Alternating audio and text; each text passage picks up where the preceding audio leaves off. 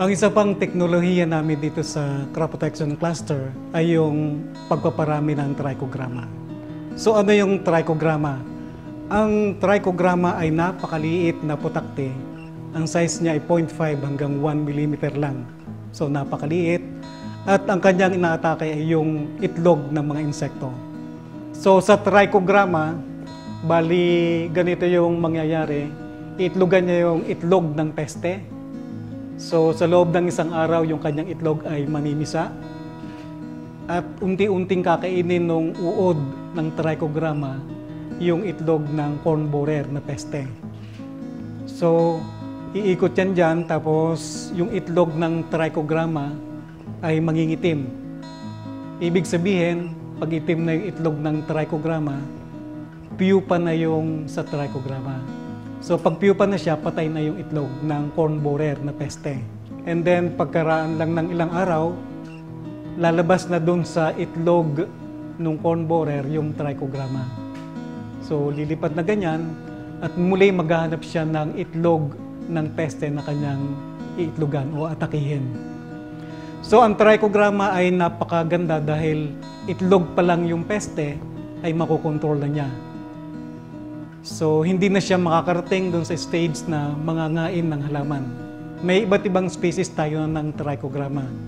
Ang pinaka-common ay yung trichogramma cailonis, may trichogramma evanescens, at may trichogramma japonicum. Ang life cycle o ikot ng buhay ng trichogramma is about 7 days. Whereas yung life cycle ng Asian corn borer is about 30 days. So talagang makokontrol niya yung corn borer dahil mas mabilis dumami. Upang magamit ng maramihan yung trichogramma, kailangan silang i-mass produce sa laboratory. Ang ginagamit natin sa pagpaparami ng trichogramma ay yung bukbok na kung tawagin natin ay rice moth. Kung ang gagamitin natin ay yung corn borer, mahirap yung riring ng corn borer. Whereas kung gagamitin natin yung bukbok na rice moth, ito ay mabilis lang i-rear at saka mas mura. Ang ginagamit lang ay rice bran at binlid combinations. So 3:1, 3 parts ng rice bran is to 1 part ng binlid. So i-mix natin ito. Naglalagay tayo ng halos 1 kilo dito sa rearing tray ng mixture nila. So pag nahalo na yan, maglalagay tayo ng itlog ng rice moth. So ganito ang itsura ng rice moth. Nilalagay natin yung itlog ng rice moth dito. At itong rice moth na ito ay previously kinolekta natin doon sa rice mill. Maraming rice moth sa rice mill, so yung initial population ay doon kinuha, tapos pinarami, at yung itlog niya ay kinolekta rito. So ganito yung pagpaparami ng rice moth. So kung tayo miriring ng ganito, ito yung 3:1 rice bran binlid mixture. After 40 days, magdi-develop na rito yung rice moth. So ito yung tray na may mga rice moth sa loob. Itong rice moth dito ay kukolektahin. Ito medyo kita dito yung mga moths, hindi pa sila nalipad. Ito yung kinokolekta, tapos nilalagay dito sa bowl jar na ito at pinaiitlog. So ito ay mangingitlog sa loob ng 3 araw. So kukolektahin yung itlog, at ito nga yung itlog na pwede nating gamitin sa pagpaparami ng trichogramma. So matapos nating kolektahin yung 1-day-old na eggs ng rice moth, ididikit natin sa papel itong rice moth. At yung pagdidikit nitong rice moth sa papel ay i-demonstrate ng aking assistant, si Agnes. So ilalagay dito yung gum arabic, tapos i-spread sa papel ng evenly. Ganyan. At yung isang side ay hindi nilalagyan dahil ito yung paghahawakan natin. You will note na may mga linya-linya rito. Ito ay yung paggugupitan ng mga trichogramma cards. So pag wala nang makikitang kumpul-kumpul na glue, pwede nang ibulabog yung itlog ng rice moth. So yan, binulabog evenly dun sa nilagyan ng gum arabic. So kita yung side na walang itlog, walang gum arabic yan. So pagkatapos ibulabog dito yung itlog ng rice moth, ilalagay na siya sa UV light for about 20 to 30 hours. Ito ay para mamatay yung embryo ng rice moth, kasi kapag hindi patay yung embryo ng rice moth, mag-hatch siya into larva kung hindi parasitized. Pag nag-hatch to, yung unparasitized at saka parasitized eggs dito, kakainin niya. So, mauubos yung ating trichogramma. So, mahalaga na ilagay siya sa UV light. So, after mga 20 to 30 hours, kukunin na yung binulabog nating itlog. At ready na ito for parasitization doon sa plastic parasitization cage.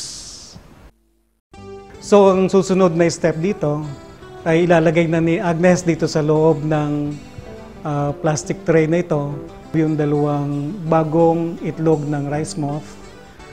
At yung dating cards dito ay makikita nyo yung naglalabasang trichogramma. Yung naglalabasang trichogramma yan ang magpaparasitize dito sa bagong itlog na ilagay sa loob. So dito sa loob makikita nyo napakaraming trichogramma na naglalabasan. So ipaparasitize nila yung mga itlog. Ibig sabihin ng ipaparasitize, maglilay sila ng eggs nila doon sa itlog ng rice moth. And after mga 3 days, yung mga adults dito na trichogramma ay unti-unti nang mamamatay. And after mga 3 days, magdadarken na itong itlog ng rice moth. Ito indication na yung stage ng trichogramma sa loob ay pupal stage na. So maitim na yon. And then simula ngayon, pagka-parasitize, mga 7 days, maglalabasan na yung panibagong adult na trichogramma.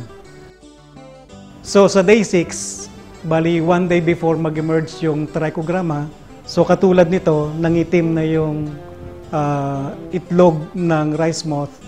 At ito yung 1 day before mag-hatch yung trichogramma, ilalabas na rito yung egg card. At pwede na siyang gupitin. At ito, pag nagupit-gupit na katulad nito, ay ready na for release sa field. So yung isang tricho card na ganito, may contain about 1,500 na trichogramma.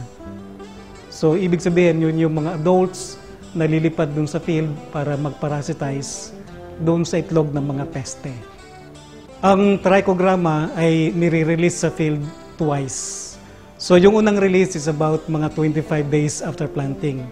Ito ay base doon sa pagdami ng egg masses ng corn borer doon sa field. At yung unang inire-release, pwedeng 70 trichocards na ganito hanggang 100 cards per hectare. So after 1 week, inuulit yung release ng trichogramma sa field. So paano yung pag-release doon sa field? Yung 70 cards dapat evenly distributed throughout dun sa field. May mga distance ng pag-release niyan para even yung distribution sa field. So, etong card na ito ay bali in-staple dun sa field. So, bali kukunin yung isang tricho card na ito at sa ilalim ng dahon ng mais ito in-staple. Sa ilalim nilalagay para kung uulan, hindi siya basta-basta mababasa. Tapos hindi rin masyadong mababa dahil yung mga langgam pwede siyang kainin. So tama lang dapat yung paglalagay sa height nito. So yung unang ang pag-release is about 25 days after planting, tapos yung pangalawa after 1 week. At ang rate ay 70 to 100 cards per hectare. So yung timing ay almost the same dun sa earwig. Yung trichogramma ay ibinibigay ng mga regional crop protection centers at saka BPI sa mga farmers. Although kuminsan dahil kulang yung budget nila, ibinebenta rin nila ng 4 pesos per card. Dito sa crop protection cluster, ang pagbebenta namin nito ay halos 4 pesos per trico card. At marami ng farmers ang kumukuha sa amin dito. So hindi lang sa mais ginagamit ito, ginagamit din ito sa palay, sa talong, sa kamatis at saka sugarcane. At dalawa yung species na ginagamit, yung Trichogramma evanescens at saka Trichogramma cailonis. So yung ang advantage nito, katulad dun sa earwigs, ay libre tayo sa chemical residues. At yung Trichogramma, kapag ka nirelease mo dun sa field, nagmumultiply na siya dun sa field at siya dumadami. So hindi na kailangan yung further releases pa nito dahil dumadami na siya. Kaya lang, pag nag-spray kayo ng insecticide, mamamatay talaga itong Trichogramma. So yan yung pagpaparami ng Trichogramma.